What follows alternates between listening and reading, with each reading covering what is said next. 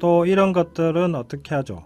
라는 주제로 인생에서 가장 중요하고 필요한데도 쉽게 간과하고 잘 모르고 넘어가는 것들을 한번 그런 것들에 대해서 한번 생각하고 알아보는 시간을 갖고 있는데요. 오늘 주제는 공부입니다. 공부. 또 이런 것들은 어떻게 하죠? 공부. 제가 제일 잘하는 것 중에 하나가 공부인데요. 지금도 열심히 하고 있고, 맨날 하고 있고, 평생 해왔고, 저는 제 평생 공부를 안 해본 적이 없고요. 예. 평생 공부를 해왔기 때문에, 공부하면은 어렸을 때부터 피아노 치면서 살아온 피아노 연주자, 들이 피아노에 대해 생각하는 느낌과 비슷할 것 같은데, 하여튼 평생 공부해왔고 지금도 하고 있고 앞으로도 평생 할 건데 제가 제일 좋아하는 게 공부이기도 하고 그래서 공부에 대한 방법론에 대해서 공부가 뭔지 공부에 대한 방법론을 좀 설명드릴까 합니다. 일단 공부에 대해서 저는 왜 공부해야 되느냐 라는 질문에 이렇게 말하고 싶습니다. 누구도 더 배우지 않아도 될 만큼 현명하지는 못하다. 그러니 겸손하게 꾸준히 죽을 때까지 배워라. 자, 이게 우리가 공부해야 되는 이유입니다. 자, 일찍이 유학의 대가인 순자는 이렇게 말했습니다. 군자는 배움은 실수 없다고 말한다. 푸른색은 쪽풀에서 나지만 더 파랗고 얼음은 물이 바뀐 것이지만 더 차다. 먹줄에 맞는 고든 나무도 굽혀서 바퀴를 만들면 굽은 자에 맞게 된다. 바짝 말려도 다시 펴지지 않는 것은 이미 굽혀서 길들였기 때문이다. 나무는 먹줄에 맞추면 고다지고 쇠는 숫돌에 갈면 날카로워진다. 마찬가지로 군자도 널리 배우고 날마다 반성하면 지혜가 밝아지고 행동에 실수가 없어진다. 높은 산에 올라보아야 하늘이 높은 줄 알고 깊은 골짜기에 가 보아야 땅의 두터움을 안다. 마찬가지로 옛사람들의 지혜로운 말을 듣지 않으면 배움의 위대함을 알지 못한다. 이국의 오랑캐 자식들도 태어났을 때는 모두 같은 소리로 울지만 자라면서 문화가 다른 것은 교육에 의한 것이다. 나는 일찍이 하루 종일 생각해 본 일이 있었으나 잠깐 동안 배우는 것만 못하였다. 나는 일찍이 발돋움하고 바라본 일이 있었으나 높은 곳에 올라가 널리 바라보는 것만 못하였다. 높이 올라가 손짓을 하면 팔이 더 길어지는 것은 아니지만 멀리서도 보이며 바람을 따라 소리치면 소리가 더 커지는 것은 아니지만 잘 들린다. 수레와 말을 타면 발이 더 빨라지는 것은 아니지만 천리길을 갈 수 있으며 배와 노를 이용하면 물에 익숙치 않더라도 강을 건널 수 있다. 이렇게 군자는 날 때부터 남들과 달랐던 것이 아니라 배움으로 사물을 잘 이용할 줄 알게 된 것이다. 자, 배울 줄 알면 사물을 잘 이용할 줄 알게 된다. 이게 바로 배움의 의미입니다. 자, 핸드폰은 2, 3년마다 바꾸고 자동차는 5년 정도는 바꾸고 가전제품도 10년이면 바꾸고 집도 20년이 지나면 리모델링하고 평생 업그레이드하고 리모델링 하면서 하지 않고 사는 것이 없는데 이렇게 리모델링도 업그레이드도 하지 않고 쓰는 게 있습니다. 바로 우리의 마음입니다. 세상은 강물이 흘러가듯이 어느새 나도 모르게 새로이 흘러가는데 내 마음은 바뀌지 않습니다. 그러니 내 마음과 세상이 충돌을 일으킵니다. 이렇게 묵은 마음으로 어떻게 새 세상을 살겠습니까? 묵은 마음으로 하루 종일 고민한다고 답이 나오지도 않습니다. 세상에는 천재들이 이미 만들어 놓은 수많은 해결책들이 있습니다. 나는 천재가 아니어도 그들의 책을 읽을 수는 있습니다. 거인들의 어깨 위로 올라가면 더 크고 높은 세상을 볼 수 있듯이 공부하면 천재들의 머리 위에서 수많은 해결책과 답을 더 많이 볼 수 있습니다. 그러니 혼자서 고민하지 말고 공부하십시오. 자, 장사가 잘 안 된다. 그러면 마케팅에 관해서 공부하시면 됩니다. 포지셔닝이라는 좋은 책도 있습니다. 대화에서 설득력이 부족하고 대화의 설득력이 부족하다. 그럼 대화법에 관해서 공부하시면 됩니다. 데일 카네기의 인간관계론이라는 책이 있습니다. 협상을 잘 못해서 고민이 되신다면 협상에 가서 공부하시면 됩니다. 협상의 법칙이라는 책이 있습니다. 자, 돈을 잘 못 번다면 나폴레온 힐의 생각해서 부자가 되어라는 좋은 책이 있습니다. 이 세상에는 수천만 권 이상의 책이 있고 내가 고민하는 모든 것에 대한 해결책을 이미 누군가는 책으로 써 놓았습니다. 그러니 고민하지 말고 공부하십시오. 이게 제가 제일 많이 하는 생각인데요. 제가 고민하는 거, 신은 존재하느냐 예를 들면, 아니면 돈은 어떻게 버느냐, 대화는 어떻게 하느냐. 처음에 혼자서 막 고민했는데 답이 잘 안 나오더라고요. 그죠?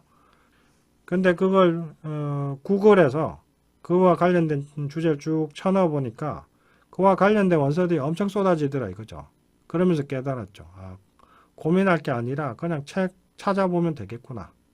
그래서 지금까지 궁금해하는 주제에 대해서는 계속 책을 찾아봅니다. 구글이나 아마존에서 검색해 찾아보면 책이 다 나오더라고요. 그죠? 그래가지고 이제는 완전히 이런 결론에 도달했습니다. 고민하지 말고 책 찾아봐라. 다 나온다. 연애를 잘 못해서 고민이시라면은 연애 잘하는 책도 있습니다. 그거 찾아서 읽어보시고 해보시면 됩니다. 얼마나 좋습니까? 내가 고민하는 모든 것들, 내가 고민하는 모든 문제에 대한 답이 이미 다 누군가는 이미 경험하고 책으로 써놓았습니다.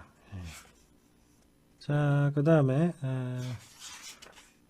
그리고 이제 그래서 공부라는 것은 어떤 문제든 공부하면 답이 나옵니다. 그래서 공부해야 됩니다. 어떤 문제든 공부하면 답이 나온다. 그 다음에 공부라는 것은 나를 깨고 넓히는 겁니다. 많은 사람들은 기존의 신념을 강화시키기 위해서 책을 읽습니다. 그래서 보수적인 사람들은 조중동만 읽으면서 이미 고인이 된 김대중과 노무현과 더불어 김일성과 김정일에게 온갖 적개심을 매일 새삼스럽게 불러일으켜서 쏟아붓습니다. 그들에게는 세상이 어떻게 돌아가든 간에 이렇게 된 모든 원인은 김대중, 노무현, 김일성과 김정일 탓입니다. 반대로 일부의 진보주의자들은 이 모든 게 모두 조중동과 새누리당 때문이라고 생각하고 자기들만이 선이라고 생각을 합니다. 그래서 각자 구미에만 맞는 사람들과 만나 그들만의 당을 만들어서 그들만의 선과 그들만의 신념을 추구합니다. 세상이 어떻게 바뀌든 그들의 신념이 바뀌는 법은 없습니다. 골수 근본주의 종교인들도 그들만의 교리를 만들고 그들만의 교리 해설서를 읽고 그들만의 교파를 만듭니다. 온 세상이 틀렸고 자기들만이 옳다고 주장하면서 그들과 반대되는 생각과 책은 절대로 듣지도 읽지도 않습니다. 이것이 그들의 옳음이 유지되는 방식입니다.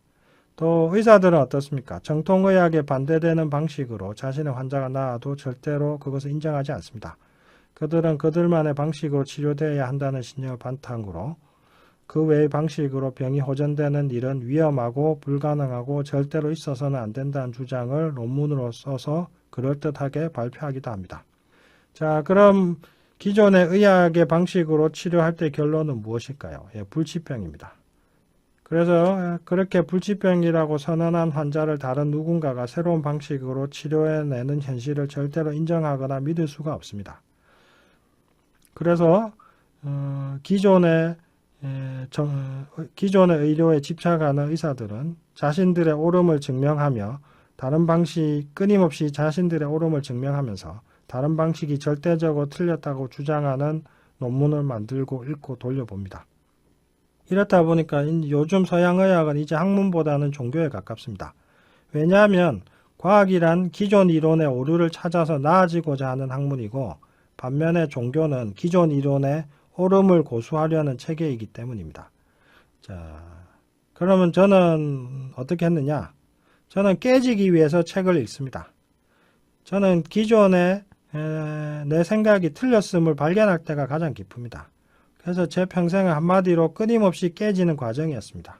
한의학을 공부하다가 면역학과 생물학 등을 공부하면서 한의학의 독단에서 벗어났고 다시 심신의학을 공부하면서 유물론적인 서양의학의 한계를 벗었습니다. 노장사상의 심취하면서도 논리학을 공부해서 노장 사상의 논리적인 애매함을 벗어 던졌고, 영문학을 공부하면서는 한의학과 한학의 동양적 한계성을 벗었습니다. 현재에 묶인 나의 관점을 깨기 위해서 중국사, 세계사를 틈나는 대로 공부했습니다. 그러다 보니까 심지어 우주 역사까지 공부하게 되었습니다.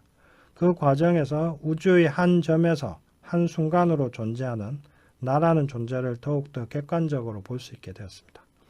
저는 끊임없이 물었습니다. 과연 이게 다냐? 이것이 궁극이냐? 자, 이런 물음으로 다시 기존의 방향과 반대되는 방향으로 공부해 나왔습니다. 그 과정에서 완전히 새로운 통찰과 직관을 얻게 되었습니다. 물론 이 과정이 쉬운 것은 아니었습니다. 끊임없이 혼란스럽고 때때로 불안하고 항상 모순에 직면했습니다. 10년간 열심히 쌓아 올린 성을 아낌없이 깨부수고 다른 곳으로 떠나야 하는 성주의 심정이라고나 할까 하는 마음이 들었습니다. 지금까지 제가 해온 제 공부 방식을 한마디로 정리하면 다음과 같습니다. 동서고금을 왕래하라. 이렇게 하나에 안주하지 않고 공부한 덕에 이제 동서고금을 왕래하는 정신의 자유를 얻게 되었습니다. 하나에 안주하여서 지키지 않으니 동서고금이 다 제 것이 되었습니다. 두 번째, 버리고 떠나라. 새로이 얻으리. 자, 그럼 여기에서 제 공부 방법 구체적으로 한번 정리를 해보겠습니다. 참 이 내용은 저희 책 콕 찍어주는 인생과외 173쪽에 나오는 내용을 바탕으로 하고 있습니다. 같이 참고하시면 되겠습니다. 자, 저희 공부 방법입니다. 첫 번째, 동서를 왕래하라. 동을 알기 위해서 중국어와 한학을 공부했고, 서를 알기 위해서 영어를 공부했습니다. 또 동을 알기 위해서 한의학을 공부했고, 서를 알기 위해서 서양의학을 공부했습니다. 구체적인 예를 들어보겠습니다. 저는 이제 노장사상가로서 노장사상의 도를 이해하는데 처음에 참 애를 많이 먹었습니다. 하지만 그 켄 윌버의 영어 원서를 보면서 도를 우주심, 카즈믹 마인드로 이해할 수 있다는 사실을 알게 되었고, 그렇게 이해하는 것이 이해가 또 더 잘 되었습니다. 또한 금강경이나 반야심경 같은 한문 불교 서적도 불교 사상의 기원이 되는 인도 철학의 바가바드 기타나 우파니샤드 등의 영역서를 영어 원서를 먼저 보고 나서 읽으니까 한결 더 이해가 잘 되었습니다. 이렇게 동과 서를 아우르다 보면 동과 서가 서로 대비되면서 더욱 깊이 이해가 됩니다. 둘째, 고금을 왕래하라. 저는 이제 고와 금을 알기 위해서 기본적으로 역사 공부를 많이 했습니다. 서양사와 중국사를 읽었고, 개별 학문을 공부할 때에도 그것이 역사적으로 어떻게 변화되어 왔는지를 살폈습니다. 예를 들어서 난해한 양자역학도 최종 결론을 바로 공부하는 것보다 역사적 발전 과정을 살피니 양자역학이 훨씬 이해가 잘 되었습니다. 경제학도 한의학도 서양의학도 그랬습니다. 이렇게 모든 학문은 역사적인 발전 과정을 살피면 이해도 쉽고 장점과 단점도 쉽게 파악이 됩니다. 셋째, 질문하라. 저는 학문에 진리란 없다고 봅니다. 모든 정설에 대해서 의문을 제기하고 파고 들어갈 때마다 새로운 방법론과 이론을 찾게 되었습니다. 예를 들어서 정형외과 의사들이 디스크 탈출이 요통의 주 원인이며 수술만이 가장 확실한 치료법이라고 주장할 때 저는 과연 그게 정답일까 하는 의문이 들었습니다. 그래서 관련 논문과 책을 찾다 보니까 장기적인 관점에서 수술의 효과는 비수술요법과 비교해서 차이가 없고 근본적으로 디스크 탈출이 요통의 주 원인이 아니라는 증거들도 많이 찾게 되었습니다. 그리고 이런 근거들을 치료에 이용할 수 있게 되었습니다. 자, 이렇게 의문을 갖고 탐구하면 항상 새로운 방법과 이론을 찾게 됩니다. 넷째, 통합하라. 동서고금을 왕래하면서 공부하다 보면 처음에는 혼란과 모순에 직면하기 마련입니다. 하지만 그럴수록 자신을 믿고 기다리다 보면 이 모든 혼란과 모순을 꿰뚫는 통합 이론이 나오기 마련입니다. 그러니 우선 시야가 닿는 한 종횡무진 자료를 보고 연구를 해보십시오. 그리고 그것이 언젠가는 통합될 것이라고 믿으십시오. 그러면 제3의 이론과 방법을 찾게 됩니다. 자, 다섯 번째, 최고를 지향하라. 어떤 분야로 공부하든 최고의 경지를 저는 지향을 합니다. 모든 성과는 처음 기대했던 만큼 나오기 마련입니다. 그러니 처음부터 최고를 기대하고 목표로 삼으면 최고수가 되거나 최소한 고수는 될 수 있습니다. 여섯째, 아까워하지 말고 버려라. 많은 사람들이 한 분야의 일가를 이루게 되면 새로이 도전하기보다는 안주하면서 지키려고 합니다. 근데 배움의 길에서도 공격이 최선의 방어이며 버림이 최선의 지킴입니다. 예를 들어서 저는 힘들게 공부했던 한의학에서 한계를 느꼈을 때 아낌없이 버리고 심신의학에 도전했습니다. 어느덧 힘들여서 심신의학을 이해하고 나니까 버렸던 한의학이 다시 이해가 되었고 새로이 되찾아서 쓸 수 있게 되었습니다. 그러니 이제껏 쌓은 것 아까워하지 말고 버릴 줄 알 때 더 큰 것을 얻게 됩니다. 일곱째, 극한까지 가라. 저는 한 분야를 선택해서 연구할 때에는 그 분야에 관해 나올 수 있는 모든 극한의 질문을 다 던져봅니다. 설령 그것이 절대로 풀릴 수 없어 보이는 질문이라 하더라도 일단은 던져봅니다. 예를 들어서 저는 한의사로서 종교를 통해 의료인이 고치지 못하는 불치병이 종종 낫는 현상을 보고서 그것이 과연 불치병일까 하는 의문이 생겼고 그 치료 원리를 알고 싶었습니다. 그런데 실제로는 비일비재한 이런 치유 현상이 기존 의료 제도 안에서는 그저 예외 정도로 치부되면서 무시당하고 있었고 어떤 의료인들도 이에 의문을 갖거나 답을 제시하지는 못했습니다. 그래서 저는 이 의문을 직접 해결하기 위해서 의료의 영역을 넘어선 심리학, 비교 종교학, 심신의학 등을 닥치는 대로 공부하면서 그 원리를 밝혔고 이제는 그 원리를 응용하여서 온갖 난치병을 치료하고 있습니다. 여덟 번째, 전공 불문하고 호기심을 쫓아가라. 저는 저의 호기심과 의문을 풀기 위해서 우선은 별 필요가 없어 보여도 그저 좋아서 공부했습니다. 한의대 다닐 때에는 장자를 알고 싶어서 그저 공부했고 영어는 모비딕이라는 고전을 읽기 위해서 20년 동안 공부했고 동양 철학은 한의학의 바탕을 이해하기 위해서 공부했고 서양 철학은 동양 철학을 더 잘 이해하기 위해서 공부했습니다. 이런 식으로 저는 호기심과 의문이 이끄는 대로 공부했고 이 모든 것이 당장에는 쓸모가 없었지만 지금에 와서는 모두 쓸모가 있게 되었습니다. 그런 지식들을 통해서 책도 쓰고 강의도 하고 이제 치료법도 만들었습니다. 그래서 저는 이렇게 단언합니다. 좋아서 공부하면 모두 다 써먹는다. 그러니까 어디다 써먹나 하면서 배우지 마시고 그냥 좋아서 배우세요. 그러면 모두 다 써먹습니다. 써먹을 거 생각하고 공부하고 배우면요. 공부도 못해요. 할 거 없어요. 그냥 좋아서 재밌네요. 이거 해보면 재밌겠는데? 이거 궁금한데? 이런 식으로 그냥 재미와 호기심을 좇아서 공부를 하셔야지. 당장 이거 하면 뭐 돈이 되나? 자격증이 나오나? 자격증 주나? 이런 생각하시면 처음부터 실용적인 관점, 쓸모를 찾는 관점으로 공부하시면 공부가 안 되고 결국 아무것도 못합니다. 또 저는 수많은 천재들의 책을 읽었고 그러면서 천재란 무엇일까? 많은 고민을 했습니다.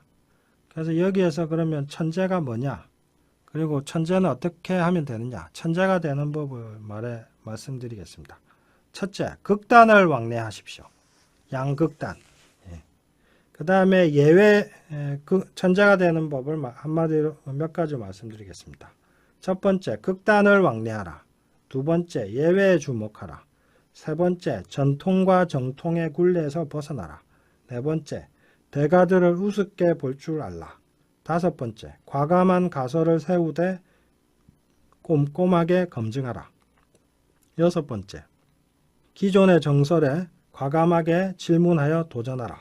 일곱 번째, 관심 따라 다양하게 공부하라. 여덟 번째, 혼란과 모순을 사랑하라. 아홉 번째, 양보다 질이다. 창의성이 중요하다. 열 번째, 자신을 믿고 나아가라. 이게 제가 공부한 천재들의 공부법이고 그 특징입니다. 공부의 특징입니다. 그리고 뭐 또 공부에 대한 몇 가지 사실들을 생각난 거 말씀드리면은 저의 공부 방법 중에 하나인데요. 저는 뭔가 알고 싶은 주제가 있는데 아무래도 감이 안 잡히면 관련된 자료들을 있는 대로 긁어 모아서 될 때까지 머릿속을 융단 폭격합니다.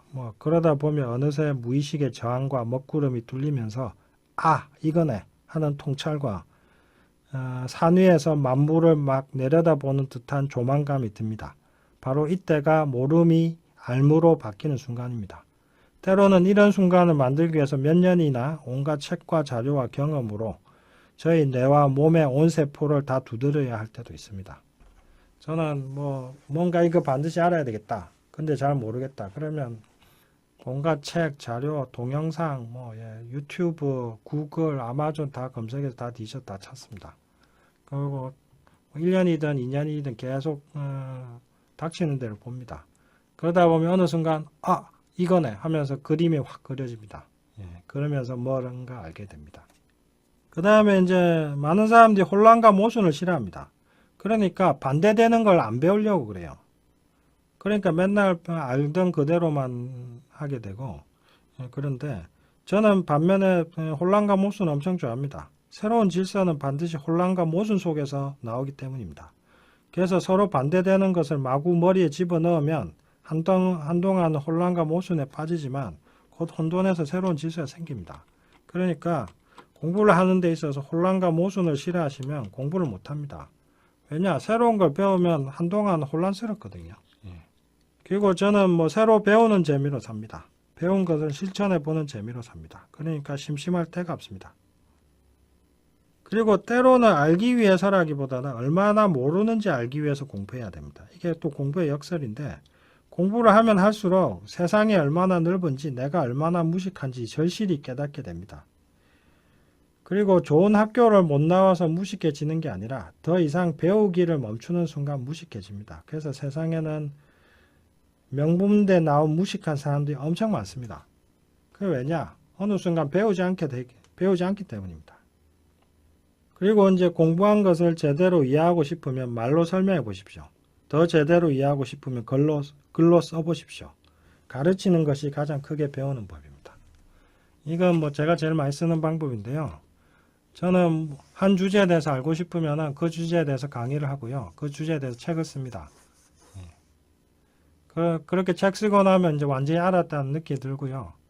그리고 책 쓰면서 또 완전히 확 정리가 되죠. 강의하면서 더 알게 되고 책 쓰면서 완전히 정리되고 그래서 저는 강의와 책을 통해서 공부를 참 많이 하죠. 그리고 많은 분들이 명품 좋아하시는데 눈에 보이는 명품만 찾지 마시고 이 명품 지식도 있습니다. 지식의 명품. 명품 지식을 머리에 넣어서 좀 살아보실 필요가 있습니다. 몸에 명품옷 걸치면 멋있습니다. 그런데 머리에 명품 지식 넣으면 고귀해집니다. 명품 지식, 불교, 노자, 장자 이런 거 얼마나 명품 지식입니까? 그런 거 머리에 넣고 다니고 삶이 그렇게 바뀌면 얼마나 고귀해지겠습니까?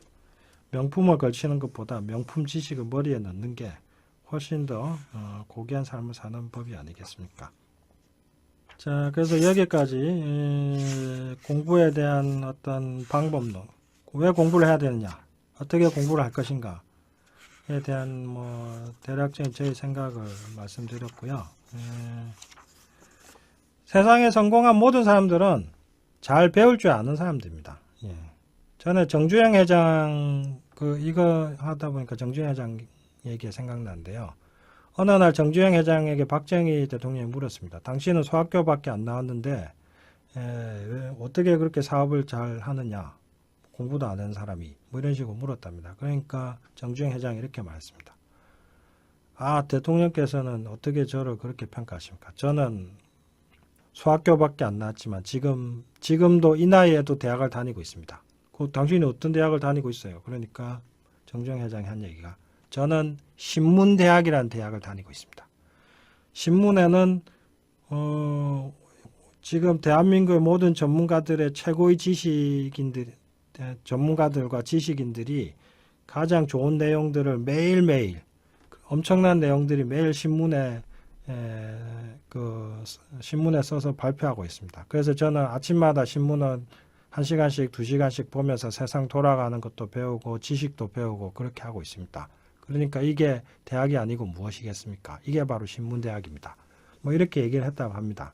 결국 사업하는 데 있어서 필요한 지식들을 신문을 통해서 많이 이제 섭취했다는 얘기인데요.